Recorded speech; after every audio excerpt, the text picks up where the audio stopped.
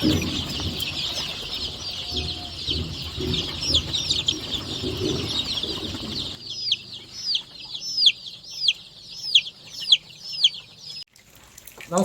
പുതിയൊരു വീഡിയോയിലേക്ക് എല്ലാവർക്കും സ്വാഗതം. ഇന്ന് നമ്മൾ കോഴിക്കോട് നിന്ന് താമരശ്ശേരി പോണ വഴിയിൽ നാഗാളിക്കാവ് എന്ന് പറയുന്ന സ്ഥലത്താണ്.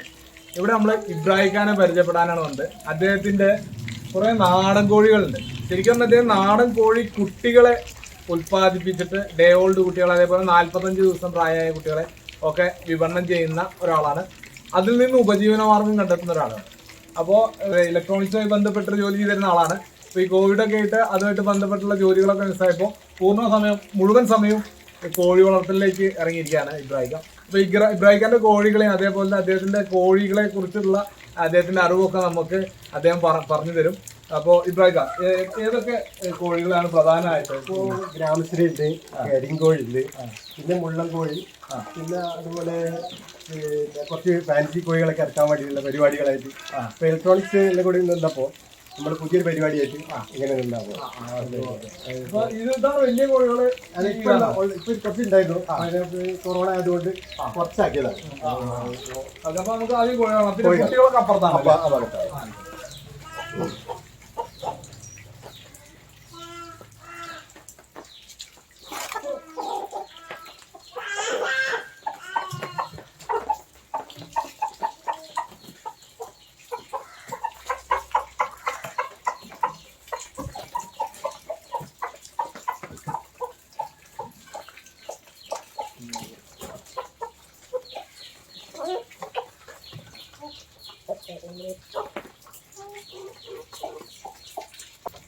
ഇത് കരിക്കോഴികളും ഉണ്ട്. കരിക്കോഴിയുണ്ട്. ഇത് നല്ല ഒറിജിനൽ കരിക്കോഴിയാണ്. കരിക്കോഴിയാണ്. പിന്നെ ഈ മുള്ളൻകോഴി എന്ന് പറഞ്ഞത് മുള്ളൻകോഴി കൂട്ടത്തിൽ ഇറങ്ങിയില്ല. അതെ, ഇതൊരു മുള്ളനാണ്. ഇതൊരു മുള്ളൻകോഴിയാണ്. തൊപ്പയിലും കണ്ടില്ല ഒരുമാതിരി. ഇതിന് പൂവൻ ഇതിനകത്തുണ്ട്. തീറ്റ ഫുള്ളായിട്ട് ഇങ്ങനെ സാധാരണ തന്നെ ഗ്രോവർ എടുക്കും. ഗ്രോവർ കഴിഞ്ഞതിന് ശേഷം പിന്നെ ലെയർ മാസ്റ്റർ അങ്ങനെയുള്ള തീറ്റകളാണ്. നാടൻ തീറ്റകൾ അങ്ങനെ നാടൻ തീറ്റകൾ പറഞ്ഞാൽ ഇപ്പൊ സാധാരണ വീട്ടിൽ ഗോതമ്പ് കൊടുക്കും. പിന്നെ അതുപോലെ തന്നെ പിന്നെ ഇലവർഗ്ഗങ്ങളായിട്ടുള്ള അങ്ങനത്തെ കൊടുക്കാറുണ്ട്. മുഴുവൻ തീറ്റ മുതലാവില്ല. ഇതൊക്കെ മുള്ളൻ കോഴിപ്പെട്ടാണ്. ഇതൊക്കെ അതിനൊക്കെ മാർക്കറ്റിൽ എന്ത് റേറ്റ് വരും? മാർക്കറ്റിൽ ഇപ്പം 5 മാസം ആകുമ്പോൾ 500 രൂപ വില വരും ഒരു കുട്ടിക്ക്. പിന്നെ ഈ മറ്റേ ഇതൊക്കെ ഗ്രാമശ്രീ അല്ലേ? ഇത് ഗ്രാമശ്രീയാണ്. നാടൻ കോഴി ഇല്ല. നാടൻ കോഴി ഇപ്പൊ ഉണ്ടായിരുന്നു, തീർന്നതാണ്. ഇനിയിപ്പോ കുറച്ച് ദിവസം കഴിഞ്ഞാൽ ഇപ്പൊ വിരിഞ്ഞ് വരുന്നേ ഉള്ളൂ. ഈ കുഞ്ഞുങ്ങളെ വളർത്തുന്നതിന് വേറെ യൂണിറ്റ്? വേറെ യൂണിറ്റ് ആ ഭാഗത്താണ്. ഈ 2 കൂട്ടിലാണ് ഇപ്പൊ അത് 4 കൂടെ. ഫുള്ളായിട്ടാണ് ഇപ്പൊ കുറെ വിറ്റ് ഒഴിവാക്കിയിട്ട് ഇപ്പൊ കൊറോണ ആയതുകൊണ്ട് കുറച്ച് വിറ്റുകൾ തീർന്നതാണ്. ഇനിയിപ്പോ കുറച്ച് വരാനുണ്ട്. അപ്പൊ ഈ മുട്ടകൾ തന്നെയാണോ ഇവിടെ വിരിയിപ്പിക്കുന്നത്? അത് കുറെ അധികം തന്നെ വിരിയുന്നത്. അല്ല, പുറത്തുനിന്ന് എടുക്കുന്നത്. വെറൈറ്റി ഉള്ള പയോമി അങ്ങനത്തെ പുറത്തുനിന്ന് എടുത്തത്. അപ്പൊ ഈ ഇതിനൊക്കെ മാർക്കറ്റ് എങ്ങനെ? മാർക്കറ്റ് എന്ന് വെച്ചാൽ ഇപ്പം റോഡ് വക്കത്ത് ആയതുകൊണ്ട് കുറെ ആൾക്കാർ ആ നമ്പർ കണ്ടിട്ട് കയറുന്നവരുണ്ട്. പിന്നെ കുറച്ച് നേരത്തെ ഉള്ള കുറെ കസ്റ്റമേഴ്സ് ഉണ്ട്. പിന്നെ കുറച്ച് പിന്നെ എല്ലാ കച്ചവടക്കാരൊക്കെ വരുന്നു. പിന്നെ വീട്ടിലെ ആവശ്യത്തിനൊക്കെ ആൾക്കാർ, ചുറ്റുപാടുള്ള ആൾക്കാരും പിന്നെ പുറത്തുനിന്ന് കോഴിക്ക് ആവശ്യത്തിനൊക്കെ അങ്ങനെ വന്ന് വാങ്ങിച്ചോളൂ. ഇറച്ചി ആവശ്യവും അല്ലാതെ പിന്നെ അതൊക്കെ തൂക്കത്തിനാണോ കൊടുക്കാറ്? അതൊരു മൊത്തക്കണക്കല്ല, ഇതൊരു മൊത്തക്കണക്കായിട്ട് ഒരു കോഴിക്ക് 500 രൂപ കൊടുത്തില്ല. മുട്ടായിട്ട് പോകാറുണ്ടോ? മുട്ടായിട്ട് പോകാറുണ്ട്. അതിനിപ്പം ഇല്ലാത്തതുകൊണ്ട് ഇപ്പൊ ഇല്ല, എന്നെ പുറത്തുനിന്ന് എടുക്കാനാണ്. അപ്പൊ നമുക്ക് ഇതൊക്കെയാണ് കോഴികളുള്ളത്. അത് കുറെ കോഴികളുണ്ടായിരുന്നു. ഇത്രയും കൂടുതൽ മുഴുവൻ കോഴികളുണ്ടായിരുന്നു. എല്ലാ കൂടും ഇപ്പൊ കാലി എടുക്കാൻ. അപ്പൊ ഇനി നമുക്ക് ഈ കുട്ടികളുടെ അപ്പൊ നമുക്ക് അവിടെ പോയിട്ട് കുട്ടികളെ കാണാം. ഇവിടെയാണ് മൂപ്പര് കുട്ടികളെ, ഈ ചെറിയ ഡേ ഓൾഡ് കുട്ടികളൊക്കെ നിർത്തിയിരിക്കുന്നത് ഇവിടെയാണ്. വീടിനോട് ചേർന്നിട്ട് തന്നെ ഒരു ഷെഡ് അതിനോട് ചേർന്നിട്ട് ഉണ്ടാക്കിയ ഒരു കൂടാണ്. ഇതൊക്കെ എത്ര ദിവസം പ്രായമായ കുട്ടികളാണ്? 15 ദിവസം പ്രായമായ കുട്ടികളാണ്. 15 ദിവസം. ഇത് നിങ്ങൾ എങ്ങനെ വിരിയിപ്പിച്ചെടുക്കുന്നത്? വിരിയിച്ചത് കുറെ ഇൻക്യുബേറ്റർ ഉണ്ട്. ഇത് കുറച്ച് പുറത്തുനിന്ന് വന്നതാണ്. നാടൻ മാത്രമാണ് ഞാൻ ഇൻക്യുബേറ്റർ വെച്ച് വിരിക്കുന്നത്. ഇൻക്യുബേറ്റർ അകത്ത് റൂമിലുണ്ട്. ആയിക്കോട്ടെ. ഇൻക്യുബേറ്ററിൽ വെച്ചിട്ട് അവിടുന്ന് വിരിയിപ്പിച്ചിട്ട് പിന്നെ ഇങ്ങോട്ട് വിടുക ചെയ്യാം. 2-3 സെക്ഷൻ ആയിട്ട് കുറച്ച് വലുപ്പത്തിലിടും, കുറച്ച് വലുപ്പം അപ്പുറത്തിടും.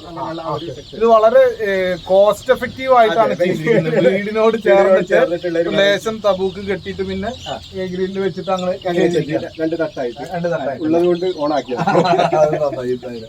അപ്പൊ ഇതില് കരിങ്കോഴിയുടെ കുട്ടികളുണ്ടോ? അതിൽ കരിങ്കോഴിന്റെ പയോമിന്റെ അതിനെല്ലാ സൈസ് കുഞ്ഞുങ്ങൾ. പിന്നെ ഈ നേക്കഡായിട്ടും ഉണ്ട് അല്ലേ? എല്ലാ സൈസും ഉണ്ട്. കൈരളിന്റെ അത് മിക്സ് ആയിട്ട് ഇങ്ങനെ വെക്കുന്നത്. അത് കുറച്ച് കഴിഞ്ഞിട്ട് മാറ്റിയിടും. അപ്പൊ ഇവർക്കൊക്കെ ഈ സ്റ്റാർട്ടർ തന്നെ കൊടുക്കുന്നത്. അതിൽ കുറച്ചുകൂടി വലുതായത് ഇത് കുറച്ച് തീർന്നതാണ്. 10-50 നമ്മൾ വിറ്റ് പോയതാണ്. അതിൽ നിന്ന് വലുപ്പം കൂടുമ്പോൾ മാറ്റും. ഡയോളിന്റെ ആദ്യം ഇതിലാക്കും. ചൂടുള്ള സൗകര്യങ്ങളൊക്കെ ഇതിലാണ്. ഇതില് പിന്നെ സൗകര്യം ഇല്ല. ഒക്കെ ബൾബ് ഇട്ട് കൊടുത്തിരിക്കുകയാണ് അല്ലേ? അപ്പൊ സപ്ലൈ പോയാൽ എന്താ ഇൻവെർട്ടർ? സപ്ലൈ പോയാൽ ഇൻവെർട്ടർ ഇല്ല.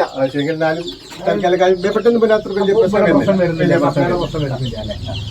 അപ്പൊ ഒരു 3-4 ബൾബ് ഇട്ട് കൊടുത്തിട്ട് കുറച്ചധികം. അപ്പൊ അതിന് അത്യാവശ്യം നമുക്ക് നല്ല കുട്ടികളെ നിർത്താൻ പറ്റും. ഇതെല്ലാം 500 കുട്ടികളുണ്ട് ഇപ്പോൾ. 500 കോഴിക്കുട്ടികൾ ഇപ്പൊ ഇതിലുണ്ട്.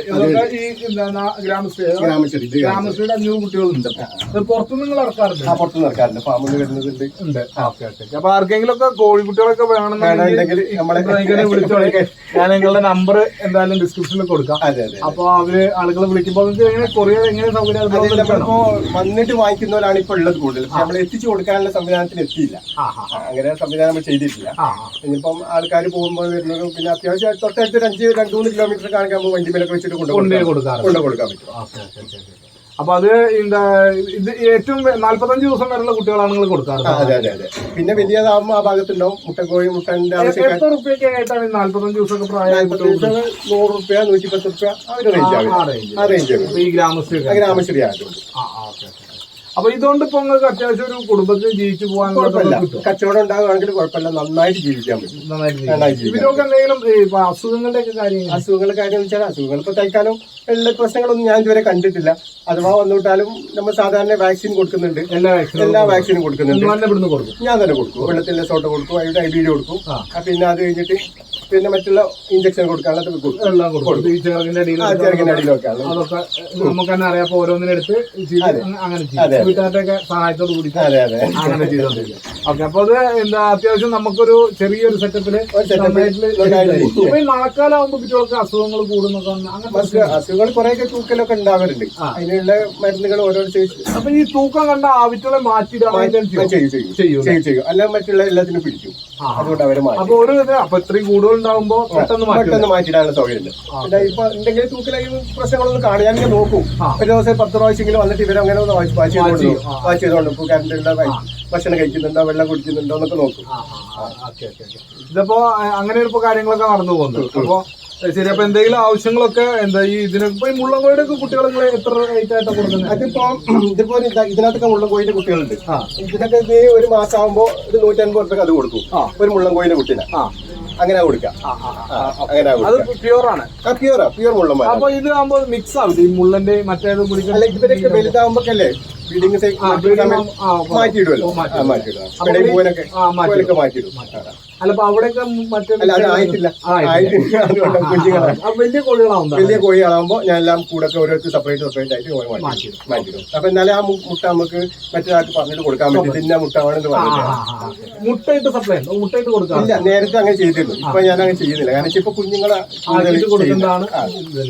കൂടുതൽ ചെയ്യുന്നത്. ഓക്കെ. അപ്പൊ നമുക്ക് ഇതും കൂടി ഇൻക്യുബേറ്റർ എത്ര മുട്ട ഇൻക്യുബേറ്റർ ആണുള്ളത്? ഞാൻ ഒന്നില് 48 എണ്ണോ, ഒന്നില് ഒരു 60 എണ്ണോ, അങ്ങനെയൊക്കെ 2 ഇൻക്യുബേറ്റർ ആണ്. അത് ഓട്ടോമാറ്റിക് ആണോ? Full automatic. Full automatic. എത്ര വർഷമായി വാങ്ങിച്ചിട്ട്? അത് വാങ്ങിച്ചിട്ട് ഇപ്പൊ 1 വർഷം ആവുക.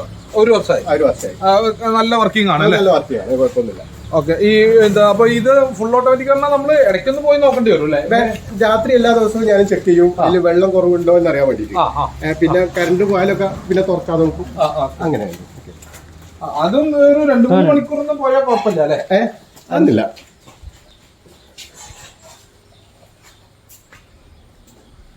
ഇതാണ് എന്റെ ഇലക്ട്രോണിക്സിന്റെ റൂം.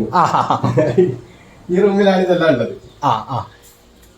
നമ്മുടെ മെക്മാർക്കിന്റെ ആണ്. മെക്മാർക്കിന്റെ ആണ്. ഇതാ ഫുൾ ഓട്ടോമാറ്റിക്. ഫുൾ ഓട്ടോമാറ്റിക് ആണുള്ളത്. അപ്പൊ ഇത് ഈ ലിവർ വെച്ചിട്ട് ഇങ്ങനെ അങ്ങോട്ടും ഇങ്ങോട്ടും വലിക്കും ഓട്ടോമാറ്റിക്കായിട്ട് വലിഞ്ഞോളും.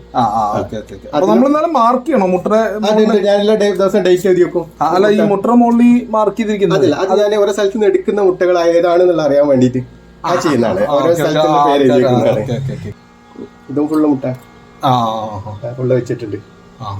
രണ്ടും അടുത്തടുത്താകുമ്പോ എനിക്ക് പ്രത്യേകം ശ്രദ്ധിക്കാൻ പറ്റും. എന്റെ റൂമും ഇവിടെ ആണ്, അതുകൊണ്ട്.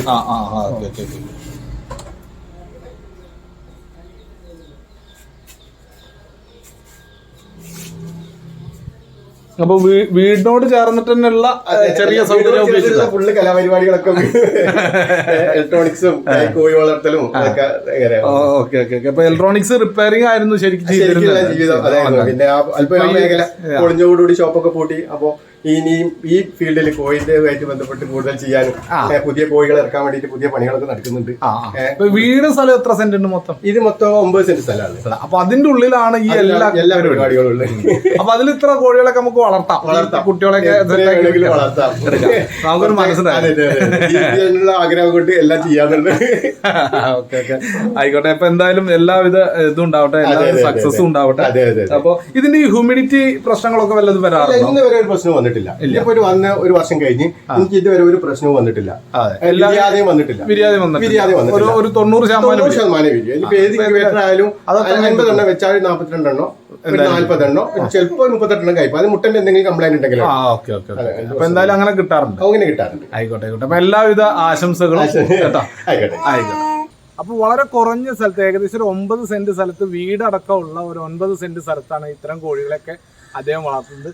ധാരാളം കുട്ടികൾ, 100-500 കുട്ടികൾ, കോഴിക്കുട്ടികളുണ്ട്. പിന്നെ പല വെറൈറ്റിയിലുള്ള കോഴികളെ അദ്ദേഹം വളർത്തുന്നുണ്ട്.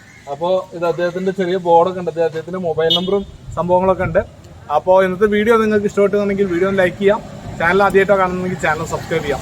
വീണ്ടും അടുത്തൊരു നല്ല വീഡിയോ ആയിട്ട് വീണ്ടും കാണാം. അതിലേക്കും